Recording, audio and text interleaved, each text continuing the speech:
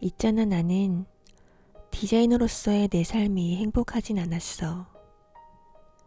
연기자라는 꿈을 버리고 택한 직업이었으니까. 그래도 맡은 일은 완벽히 해야 한다는 책임감 때문에 능력 있는 디자이너 역할을 하는 연기자라고 생각하면서 버텨왔던 것 같아. 그런데 갑질을 당하고 상사에게 성희롱을 당하는 역할은 정말 할 수가 없겠더라. 나는 디자이너라는 직업을 가지면서 어떤 회사에서든 나 자신을 을이라고 생각한 적이 없었어. 내 기술을 가지고 거래를 하고 있다고 생각하면서 회사를 다녔기 때문에 항상 당당했고 책임감은 더 강했었지. 그래서 연봉도 꽤나 높았고 누군가의 롤모델이 되기도 했었어. 갑이 갑질을 하면 을은 죽은 듯 당해야 한다라는 말을 듣기 전까진. 비가 많이 오던 어느 날이었어. 그날은 유난히 바쁘고 복잡한 일이 많이 쌓여있는 날이었고 점심을 먹을 시간도 없어서 차에서 간단히 컵라면으로 때우고 잠시 숨을 돌려야 할 정도로 멘탈이 나가 있었지. 대기업의 사회초년생과의 통화에서 반말과 욕설이 섞인 억지스러운 요구를 들었으며 통화 말미에 욕을 쳐듣기 싫으면 지도 대기업에 다니던지 라는 말을 듣게 됐어. 순간적인 충동이었는지 참아왔던 꿈에 대한 욕망이 폭발한 건지 지금도 모르겠지만 갑질을 당한 1월의 어느 날 나는 사직서를 냈어. 그런데 사직서 관련해서 면담을 하자던 부사장이 피곤하지 않냐며 목덜미 쪽을 주무르고 골반과 힙을 두드리고 허벅지 안쪽을 쓰다듬으려 하더라. 더럽고 소름이 끼쳤어. 분노가 치밀어 오르고 죽여버리고 싶은 충동을 억지로 참으며 뛰쳐나왔어. 그리곤 부사장의 지속적인 성희롱에 대해 대표님께 얘기하고 나서야 사직서를 받으셨어. 나는 원래 남들에게는 조언도 잘해주고 상담도 잘해주는 사람이지만 사실은 겁이 많은 사람이라서 누구에게 해를 가하지는 못해. 그래서 신고도 못했어. 그런데 무서운 건 내가 누군가를 증오하면 그 사람은 반드시 불행해지더라. 그래서 난 사람을 되도록이면 미워하지 않아. 그런데 내가 부사장을 증오하기 시작했어. 그 사람 어떻게 됐을 것 같아?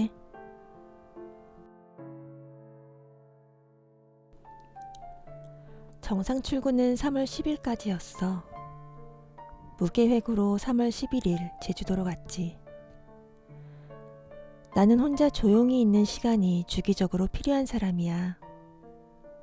나를 아는 사람이 없는 곳에서 미친 여자처럼 홀딱 벗고 춤을 춰도 그냥 미쳤나 보다 하고 모른 척 할 수 있는 그런 곳에서 혼자 자신을 돌아보는 시간이 주기적으로 필요한데 사실 아빠 사고 이후로 6년을 그런 시간을 갖지 못했거든. 그런데 도저히 버틸 수 없는 지경이 되어버린 거야. 그래서 제주도에 가서 생각을 정리하며 무작정 걸었어. 마침 장마였는지 태풍이 스쳐갔는지 머무는 2주 중 열흘은 비가 오더라. 내리는 비에 스트레스가 씻겨 내려간다고 생각하고 그냥 걸었어. 걷다가 지치면 소주 한 병과 컵라면 하나를 사들고 숙소에 돌아와 하루 한 끼인 그걸 먹고 잠이 들곤 했어. 3월 31일 인수인계를 마무리하고 4월부터 본격적인 백수 생활이 시작됐어. 여기저기 이력서를 넣고 면접에 불려다니며 나름 운동도 하고 외국어 공부도 하면서 바쁘게 지냈지만 역시 일하던 사람이 수입이 없어지니까 힘들긴 하더라. 그도 그럴 것이 나는 빚이 많은 사람이니까. 그런데 참 이상하지? 스카웃 제의가 들어와서 면접을 보고 출근 날짜까지 정했는데 이상하게 아무리 좋은 조건이라도 출근하는 것이 너무 싫어지더라고. 꽤 괜찮은, 어쩌면 사회적 지위와 명예와 돈을 한 번에 잡을 수 있는 그런 회사였음에도 이상하게 출근할 생각을 하면 메스껍고 심한 두통에 시달렸어. 그렇게 놓쳐버린, 아니 어쩌면 다시 오지 않을 기회를 2번이나 놓치고 말았어. 앞으로 뭘 해야 할지 고민하는 중에 꽃님이로부터 아르바이트를 해보겠냐는 제의를 받았고, 무엇을 하든 외출할 기회를 만들어야 한다는 생각에 토요일마다 화장품 매장에 출근을 하게 됐어. 디자인이라는 창작의 일에서 해방이 되어 그런가 마음이 편하더라. 알바비와 실업급여까지 합치면 매달 갚아야 하는 대출금도 감당이 되어서 시간을 번 것 같았어. 내가 앞으로 뭘 하고 살아야 할지 고민을 할 수 있는 시간을. 참 바쁜 달이었어. 나는 대학 편입을 결심했고 입학 원서를 넣었어. 그리고 꿈에 부풀어 있었어.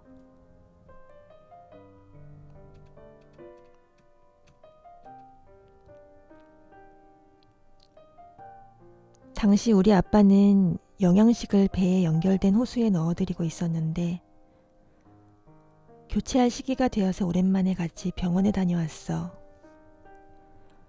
앰뷸런스 안에서 아빠가 불안하신지 내 손을 꼭 잡고 놓지 않으시더라.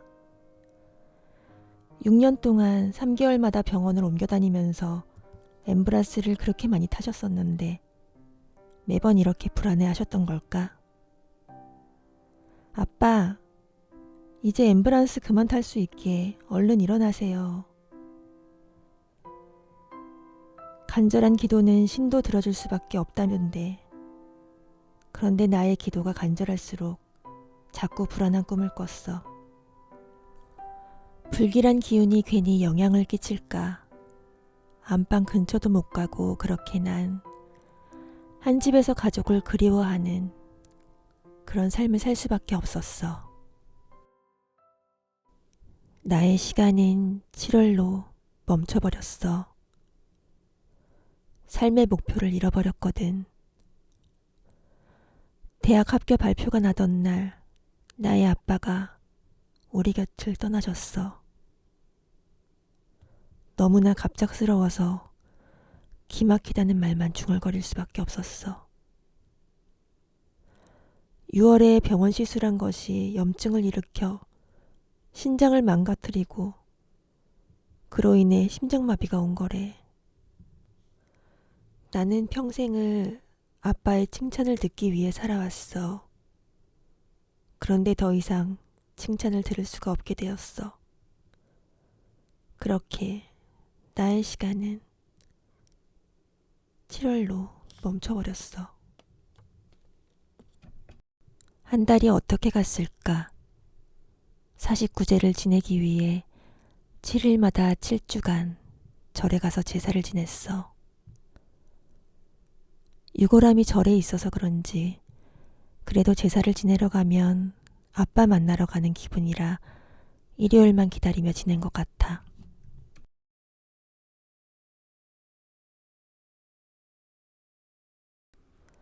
(49제를) 모두 지내고 모두가 일상으로 돌아갔지만 우리 집은 아직도 시간이 멈춰 있습니다.